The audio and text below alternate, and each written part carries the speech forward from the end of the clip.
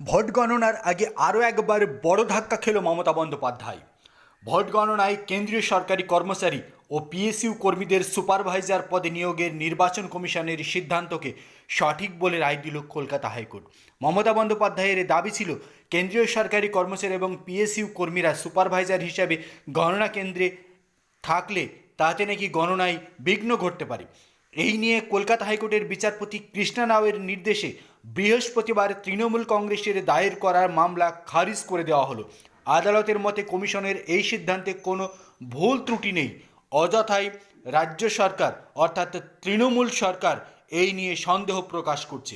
রাজ্যের মুখ্য নির্বাচনী আধিকারিক নির্দেশ জারি করেছিলেন যে গণনা সুপারভাইজাররা কেন্দ্রীয় সরকারি কর্মচারী হবেন। এই নির্দেশিকাকে চ্যালেঞ্জ করে তৃণমূল কলকাতা হাইকোর্টের দ্বারস্থ হয়। দলের আইনজীবী ও সাংসদ কল্যাণ বন্দ্যোপাধ্যায় বিচারপতি কৃষ্ণা রাওয়ের এজলাসে জরুরি শুনানির আবেদন জানান। কল্যাণ বন্দ্যোপাধ্যায়ের দাবি ছিল, মুখ্য নির্বাচনী আধিকারিকের এমন নির্দেশ জারির কোনো এখতিয়ার নেই। একই সঙ্গে তিনি বিচারপতির দৃষ্টি আকর্ষণ করে প্রশ্ন তোলার চেষ্টা করেন, আর তৎক্ষণাৎই বিচারপতি কল্যাণ বন্দ্যোপাধ্যায়ের মুখে থাবা দিয়ে থামিয়ে দেন। তৃণমূল আদালতে প্রশ্ন তোলেন, গণনা নির্দেশিকা অনুযায়ী কাউন্টিং সুপারভাইজার, অ্যাসিস্ট্যান্ট ও মাইক্রো অবজারভাররা তো আগেই নিযুক্ত থাকেন, তাহলে নির্বাচন প্রক্রিয়ার পূর্বে যুক্ত না থাকা কেন্দ্রীয় সরকারি কর্মচারী এবং পিএসইউ কর্মীদের এই কাজে নিয়োগের উল্লেখের উদ্দেশ্য কী? নিয়ম অনুযায়ী প্রতি টেবিলে একজন কেন্দ্রীয় সরকারি মাইক্রো অবজারভার থাকার কথা।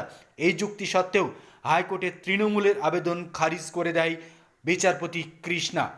তৃণমূল আদালতে প্রশ্ন তোলে, গণনা নির্দেশিকা অনুযায়ী কাউন্টিং সুপারভাইজার ও অ্যাসিস্ট্যান্ট মাইক্রো অবজারভাররা আগে থেকেই থাকবে, কিন্তু সেই নির্দেশিকা কার্যত সেই আবেদন কার্যত খারিজ করে দিল আদালত।